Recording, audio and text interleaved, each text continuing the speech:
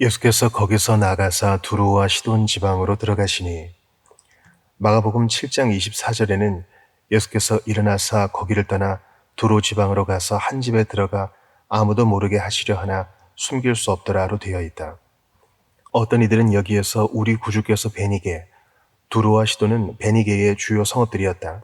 베니게로 들어가셨던 것인지 아니면 단지 거기에 인접한 팔레스타인 해변으로 가신 것인지에 대하여 질문을 제기한다. 그가 베니게로 들어가신 것이 아니라고 생각하는 사람들은 전에 자신의 제자들에게 이방인의 길로 가지 말라고 하신 것과 그가 이방인들에게 자신을 나타내실 때가 아직 되지 않았다는 것을 근거로 제시한다. 하지만 나는 우리 구주께서 두로와 시돈 지방으로 들어가셨고 이것은 장차 이방인들을 부르시게 될 것을 미리 보여주시는 일종의 전주곡으로서의 의미를 지닌 일이었다고 생각한다. 자신을 널리 알릴 목적으로 거기에 가신 것이 아니었다는 것은 분명하다. 왜냐하면 마가는 우리 구주께서 자기가 온 것을 아무도 모르게 하시려 하셨다고 말하기 때문이다. 그는 아무도 모르게 은밀하게 그 지방으로 물러가셔서 거기에서 약간의 이적들을 베풀고자 하신 것이었다. 마태는 우리 구주를 찾아온 여자는 가나안 여자였다고 말하고 마가는 그 여자는 헬라인이여 수로보니게 족속이라고 말하지만 이 두 본문 간에는 서로 상반되는 것이 없다. 왜냐하면 헬라인 군주가 세계의 대부분을 다스리게 된 이래로 어느샌가 세상에서 유대인을 제외한 다른 모든 사람들은 헬라인으로 불리게 되었기 때문이다. 마가는 이 여자가 수로보니게 족속, 즉 베니게 지역에서 두로와 시돈에 인접해 있던 수로보니게 출신의 여자였다고 말하고 마태는 그녀를 가나안 여자라고 부른다. 어떤 이들은 여기에 나오는 가나안이 가나를 의미한다고 보지만 철자상으로 볼 때의 그럴 가능성은 희박하다. 따라서 우리는 마가가 그녀를 헬라인이자 수로보니게 족속이라고 한 것을 근거로 삼아서 그녀가 옛 가나안 족속의 후손이었을 것이라고 보는 것이 좋을 것이다. 가나안 여자 하나가 그 지경에서 나와서 소리질러 이르되 주 다윗의 자손이여 나를 불쌍히 여기소서 몇 달이 흉악하게 귀신 들렸나이다 하되 예수는 한 말씀도 대답하지 아니하시니 제들이 와서 청하여 말하되 그 여자가 우리 뒤에서 소리를 지르오니 그를 보내소서.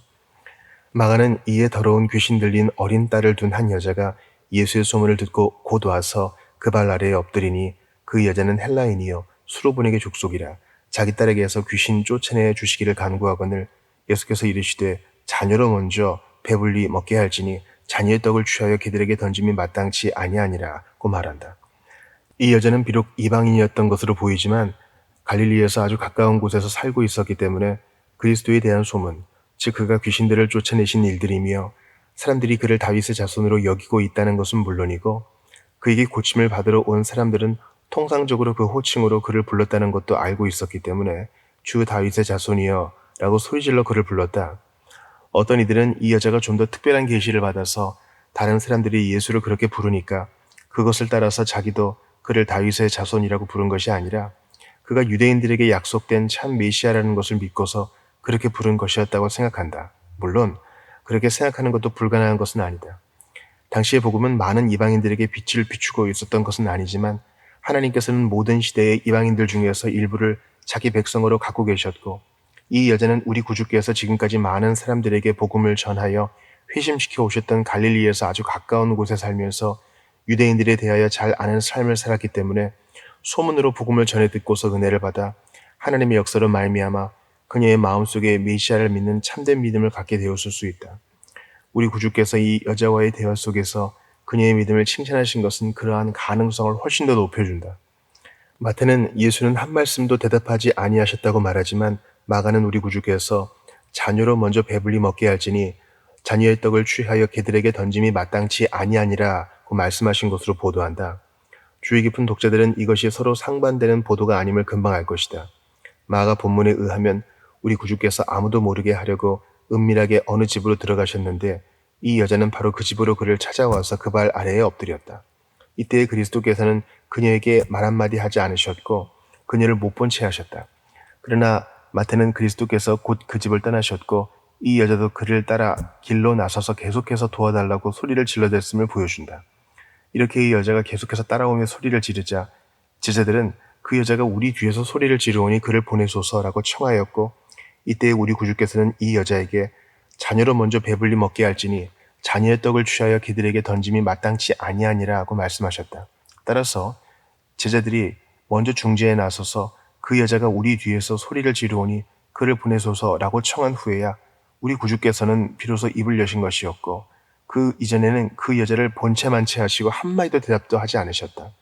수많은 교황주의자들은 신자들이 기도할 때에 죽은 성인들에게 도움을 청할 수 있다는 교리의 근거로 바로 이 본문을 제시하지만, 여기에서 이 제자들은 살아있는 사람들이었을 뿐만 아니라 이 여자가 제자들에게 자기 대신에 주님께 말씀을 잘 들여달라고 부탁했다는 말도 본문에는 나오지 않는다.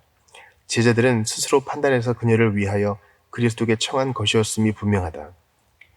예수께서 대답하여 이르시되 나는 이스라엘 집에 잃어버린 양 외에는 다른 데로 보내심을 받지 아니하였노라 하시니, 이 말씀을 통해서 우리 주님은 자기가 구속주로서 더 많은 사람들에게 보내심을 받았다는 것을 부인하시는 것이 아니라 단지 이 땅에서의 공생의 기간 동안에 우리가 믿는 도리의 사도로서 사역하실 때에 하나님이 정해주신 범위에 대하여 말씀하고 계시는 것이다.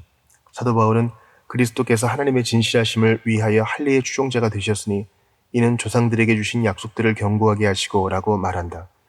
이때 우리 주님의 사역은 유대인들에게 국한되어 있었고 사도들도 마찬가지였다.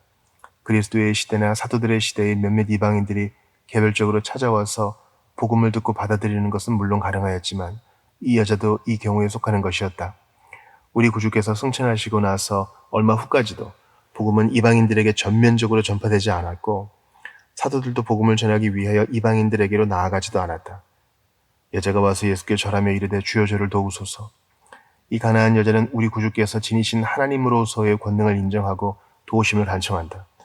이것은 그녀가 그를 하나님의 아들이자 그를 구하는 자들에게 상 주시는 이이심을 믿었다는 것을 보여준다.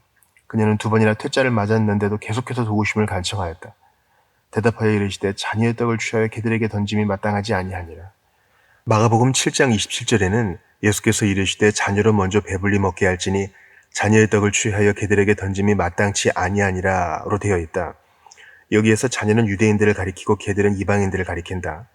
유대인들은 그 나라의 자손들이라 불렸고 하나님께서는 이스라엘을 내 아들 내 장자라고 부르신다. 사도는 그들에게는 양자됨이 있다고 말한다. 여기에서 우리 구주께서는 사람들에게 전파되는 복음을 떡으로 표현하시는데 복음의 가르침이 참되다는 것을 확증해 주는 것이 바로 이적들이었다. 또한 우리 구주께서는 개들이라는 표현을 통해서 유대인들이 개들로 여겨지는 이방인들은 하나님의 권속의 지체들이 아니라는 것을 보여주신다.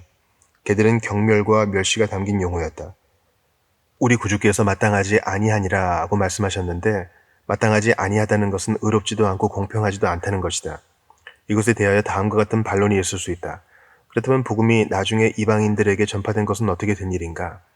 마가는 우리 구주께서 이렇게 말씀하신 의도를 좀 더 자세하게 설명해 준다. 자녀로 먼저 배불리 먹게 할지니 자녀의 떡을 취하여 개들에게 던짐이 마땅치 아니하니라.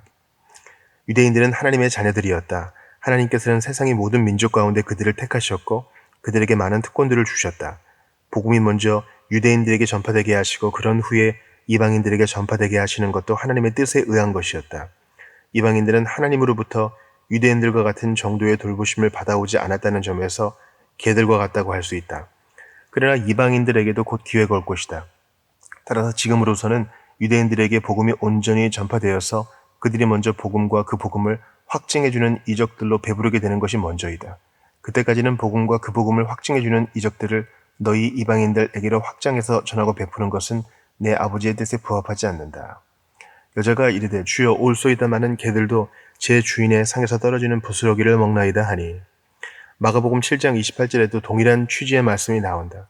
이 가난한 여자는 3번이나 퇴짜를 맞았고 3번째에는 우리 주님으로부터 암묵적으로 개라는 말을 들으며 수치한 모욕을 당했는데도 포기하지 않고 계속해서 주님께 매달린다. 여기에서 이 여자는 다음과 같이 말한 것이나 다름없었다. 주여, 유대인들이 자녀들이고 저는 하나님의 권속에 속하지 않은 가련한 이방인인 개라는 것을 인정합니다. 모든 자녀들이 다 배불리 먹기도 전에 개인 제가 나서서 먹을 것을 나누어 달라고 하는 것이 가당치 않은 일인 것처럼 보이는 것도 맞습니다. 하지만 주여, 저는 주께서 이방인들에게 주의 권능과 선하심을 온전히 나타내 주시라고 청하는 것이 아니라 단지 저와 저의 가엾은 딸을 위하여 긍휼의 부스러기 한 조각 정도만 던져주시기를 청하고 있는 것입니다. 주여, 물론 우리는 자녀들을 위해 준비한 떡을 상 아래에서 먹는 개들에게 주지는 않지만 우리 자녀들이 먹다가 흘린 부스러기는 개들로 먹게 합니다. 그러므로 주께서는 풍성한 은혜와 복을 베푸셔서 자녀들을 배불리 먹이시고자 하시는 것을 제가 알지만 그 부스러기는 제게 주실 수 있지 않겠습니까? 이 가나안 여자의 대답 속에서 우리는 아주 두드러지게 표현된 그녀의 믿음 외에도 세 가지를 더 주목해 볼 수 있다. 그녀의 겸손, 그녀는 자기가 개라는 것을 인정한다. 그녀의 소박함, 그녀는 부스러기만을 부탁하고 그 이상을 구하지 않는다. 그녀의 간절함과 끈질김, 그녀는 세 번이나 퇴짜를 맞았는데도 포기하지 않는다. 이것을 통해서 우리는 기도할 때에 우리의 자세가 어떠하여야 하는지를 배운다. 즉, 우리는 겸손히 하나님께 나아가서 욕심 없이 소박한 소원을 아뢰어야 하고, 우리가 원하는 응답을 당장에 얻지 못하더라도 계속해서 변함없이 기도하여야 한다는 것이다. 이 세 가지가 믿음과 결합될 때 우리의 기도는 하나님께서 기쁘게 받으시는 기도가 된다. 이에 예수께서 대답하여 이르시되 여자여 내 믿음이 크도다 내 소원대로 되리라 하시니 그때로부터 그의 딸이 나으니라. 마가는 예수께서 이르시되 이 말을 하였으니 돌아가라 귀신이 내 딸에게서 나갔느니라 하시매 여자가 집에 돌아가 본즉 아이가 침상에 누웠고 귀신이 나갔더라고 말한다. 여자여 내가 그렇게 말하는 것을 보니 내 믿음이 크도다 내 소원대로 되리라. 이제 돌아가라 귀신이 내 딸에게서 나갔느니라. 그때로부터 그의 딸이 나으니라. 이 가나안 여자는 자기 집으로 돌아와서 귀신이 자기 딸에게서 나갔고 딸이 침상에 누워있는 것을 보았는데 주님이 말씀하신 그때에 귀신이 나갔다는 것을 알게 되었다. 이렇게 두 복음서 기자의 보도를 합쳐서 보면 하나의 완벽한 이야기가 구성된다. 그녀의 큰 믿음은 두 가지로 나타났다. 그녀는 이방인이었기 때문에 복음을 제대로 자주 들을 수도 없었고 복음 진리를 확증하기 위하여 그리스도께서 베푸신 무수한 권능의 역사들을 본 적도 없었다.